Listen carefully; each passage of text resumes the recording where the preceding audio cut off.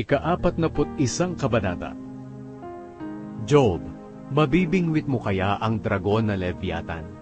Matatalian mo kaya ang nguso niya ng lubid? Matatalian mo ba ng lubid ang ilong niya? O mailalagay mo kaya ang kawil sa kanyang panga? Kapag nagawa mo iyon, makikiusap kaya siyang lagi sa iyo na pakawalan mo siya?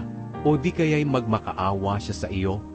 Makikipagkasundo kaya siya sa iyo na magpapaalipin habang buhay? Magagawa mo kaya siyang parang alagang ibon? O maibibigay mo ba siya sa iyong mga anak na babae para kanilang laruin? May negosyante kayang bibili sa kanya at hihiwa-hiwain siya para ipagbili? Tatalaban kaya ng matulis na sibat ang kanyang ulo o balat? Kapag hinawakan mo siya, maaalala mo kung gaano ito kahirap hulihin at masasabi mong hinding-hindi ka nauulit. Walang saysay ang mga pagsisikap na hulihin siya. Dahil makita mo pa lang siya'y maduduwag ka na. Kung sa kanya nga'y walang mangangahas gumambala, sino pa kayang mangangahas na lumaban sa akin? Sino ang makapagsasabing may utang na loob ako sa kanya? Ang lahat dito sa mundo ay akin.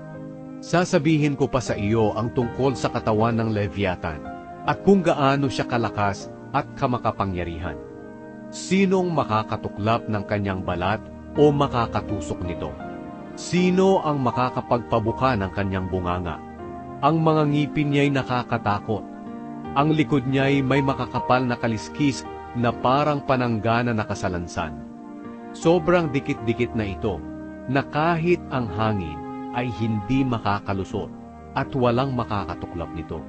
Kapag sumisinga siya, may lumalabas na parang kidlat, at ang kanyang mga mata ay mapula na parang mukhang liwayway. Bumubugas siya ng apoy, at umuusok ang ilong, na ang usok ay parang nagmumula sa kumukulong palayok, na may nagliliyab na panggatong.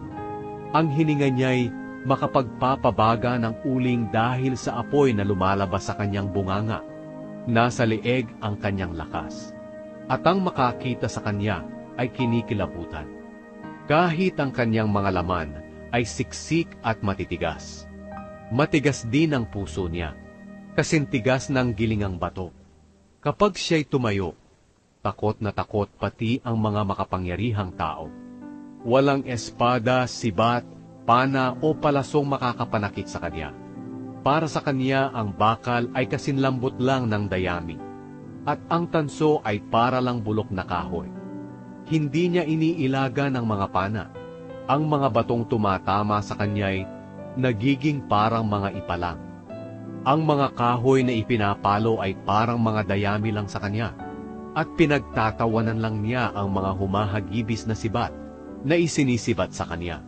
Ang tiyan niya'y may mga kaliskis na matalin, na parang mga basag na bote. Kaya kapag gumagapang siya sa putik, nag-iiwan siya ng mga bakas. Kinakalawkaw niya ang dagat hanggang bumula na parang kumukulong tubig sa palayok o kumukulong langis sa kaldero. Ang tubig na kanyang dinadaanan ay bumubula, parang puting buhok kung tingnan. Wala siyang katulad dito sa mundo. Isa siyang nilalang na walang kinatatakutan. Minamaliit niya ang lahat ng mayayabang na hayop. Siya ang hari ng lahat ng mababangis na hayop sa gubat.